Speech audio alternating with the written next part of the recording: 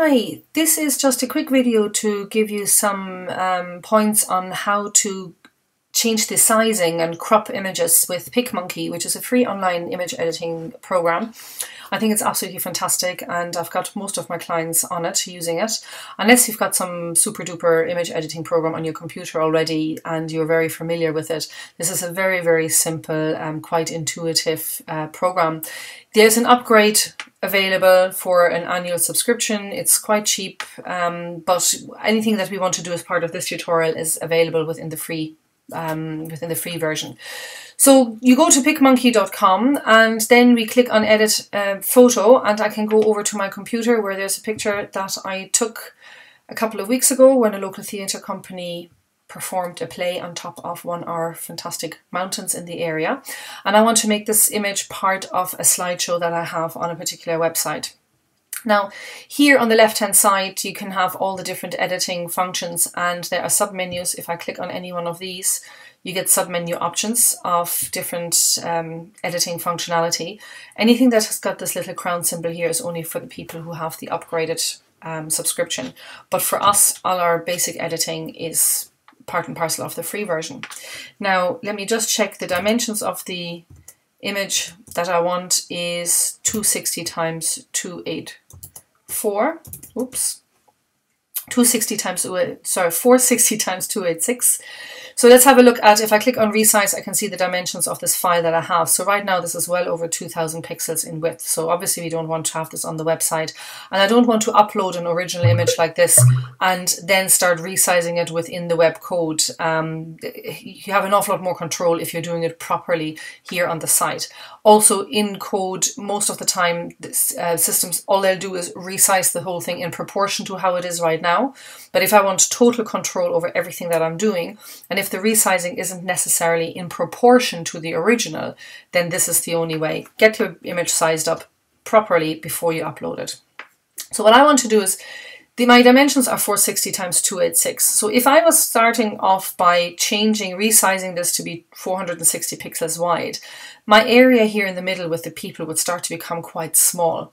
So what I'm actually going to do is crop the main area that I'd like to be part of my finished image in the first place. So I'm going to click here on the cropping tool, which gives me automatically this little grid, and I could, hover around the area that I want to be part of my picture.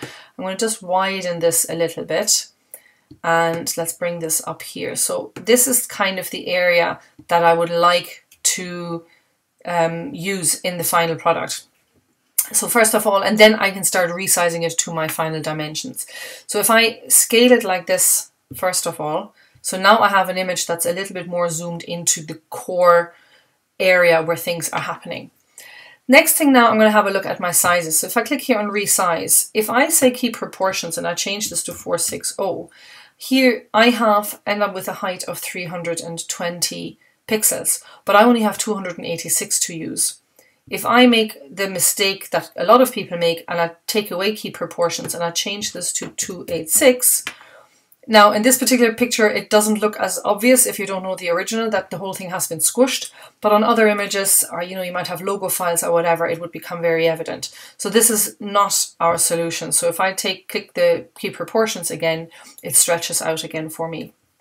But what I might do is I'll say keep proportions, change this to 460 so that I already have the width of my final image. I apply, and now what I need to do, I need to go back to cropping, and I need to crop out the correct height for the dimensions that I want to stay with. And here it is by default no fixed proportion, so I can actually type in the final image size that I want, and it gives me this lovely little canvasy area again, and I can move up and down to decide what do I want to be part of my final picture, and I want to make sure I can see a bit of the landscape. So I'm going to move up here, press apply, bang, there I go. I've got my image.